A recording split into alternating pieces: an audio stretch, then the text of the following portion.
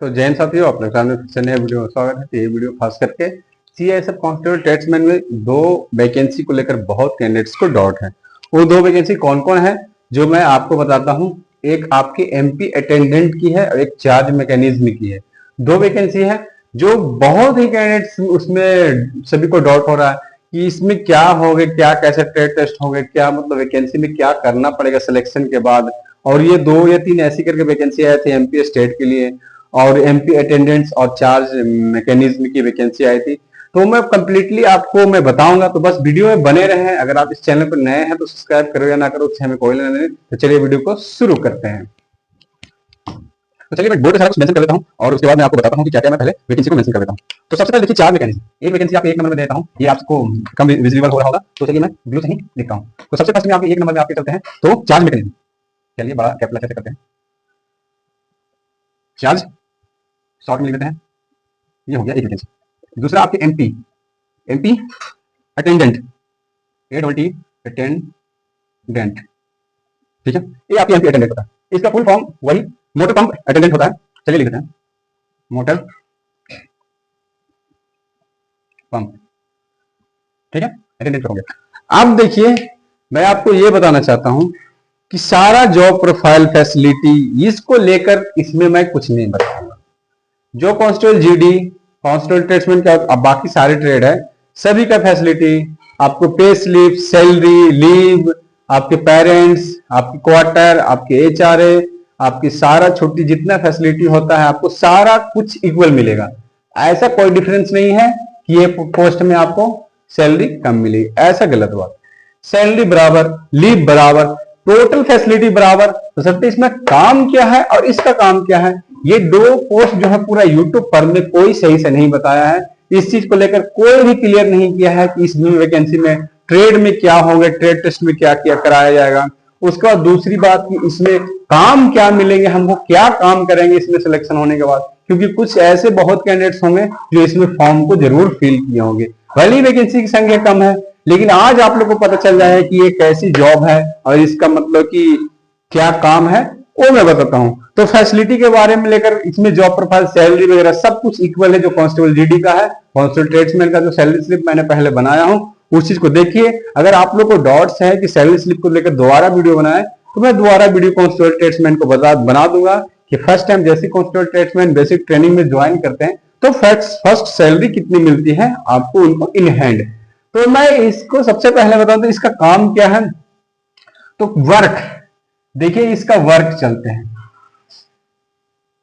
Work पहले charge mechanism का work के बारे में बताते हैं। तो चार्ज मैकेनिज्म का वर्क देखिए, आपको सीरियसली आपको बताता हूं कि इसका काम है एसी डीसी। इलेक्ट्रीशियन अलग हो गया, इलेक्ट्रीशियन हो गया नॉर्मल आपके फैन टैन वायर तार कनेक्शन करना, लेकिन इसका हाई लेवल का वर्क हो गया।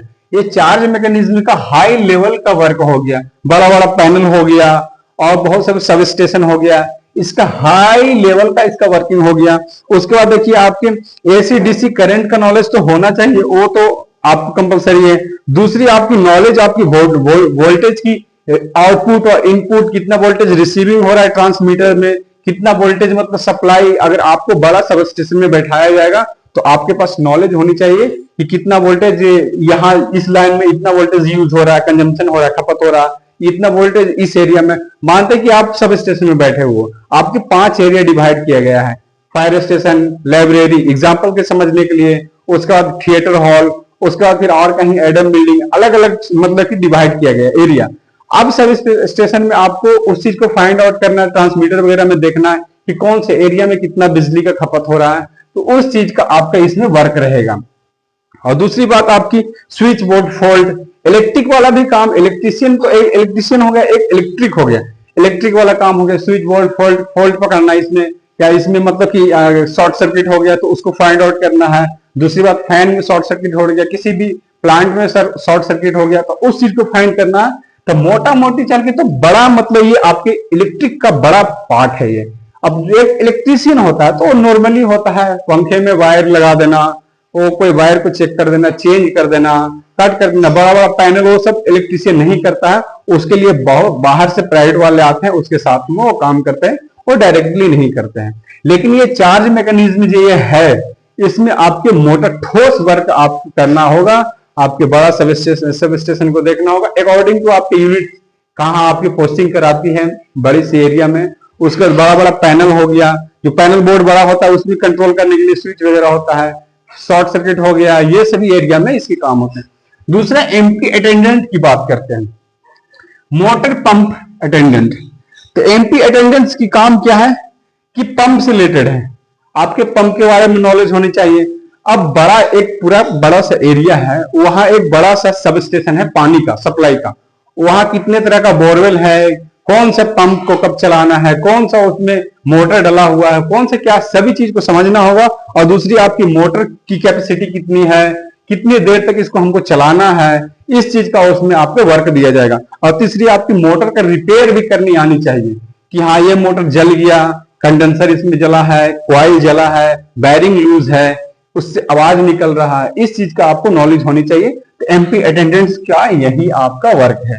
तो दो पोस्ट आपको क्लियरली मैं बताता हूँ, ये ठोस इलेक्ट्रीशियन का एक पार्ट हो गया, ये मलकरी और ट्यूबलाइट से संबंधित कुछ नहीं है, ये आपका इलेक्ट्रीशियन में आ जाता है। लेकिन ये एमपी अटेंडेंट है जो मोस्ट आपके इलेक्ट्रिक जो आपके बड़ी लाइन हो गई, तो कहने का मतलब बड़ी ट्रांसमीटर वाला लाइन नहीं होगी, ये इलेक्ट्रिक में ही पैनल हो गया, आपके शॉर्ट सर्किट में बहुत बड़े बड़े मतलब मोटे मोटे हाई एम्पियर के वायर यूज कर रहे थे, एमसीबी को यूज करते हैं हाई एम्पियर का।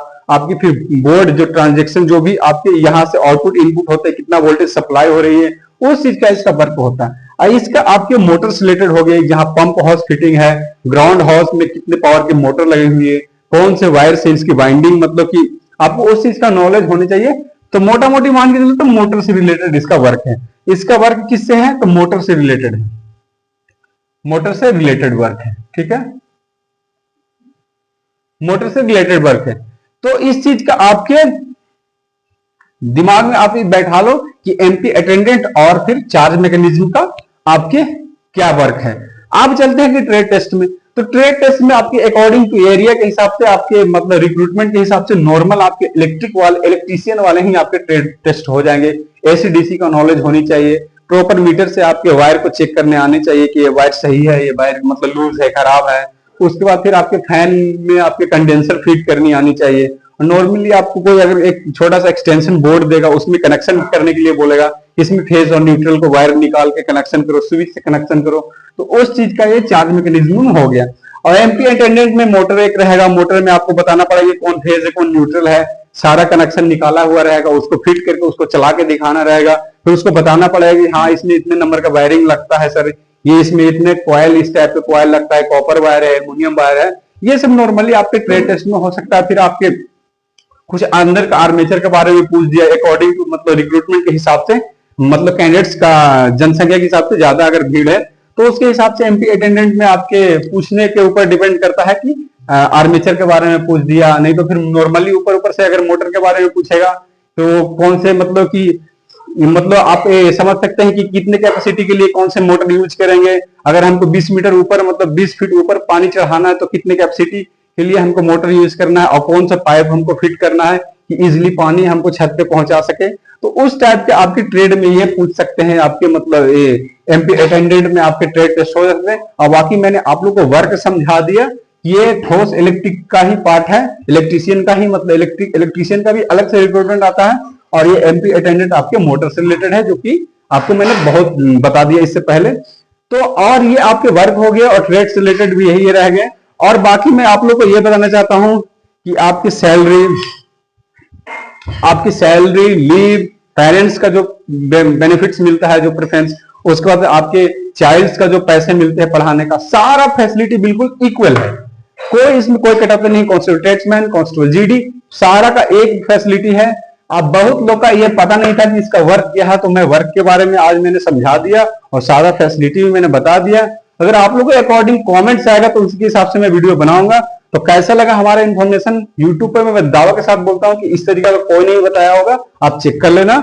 मैं बहुत ही गहन अध्ययन किया, हेडक्वार्टर तक बहुत इससे कैंडिडेट्स को मतलब जो मिनिस्ट्रियल स्टाफ है जो उनसे मैंने पता करके ये चीज को आपके सामने एक्सप्लेनेशन कर रहा हूँ। तो ये न्यूज बहुत हल्के में मत लेना, ये बहुत छोटी न्यूज है, ये काफी बड़ी न्यूज है। जो इस फॉर्म को फिल किए होंगे उसको उसके लिए। तो कैसा लगा वीडियो हमें एक बार कमेंट्स किए। तब तक लिए जय हिंद, जय भारत, टेक केयर।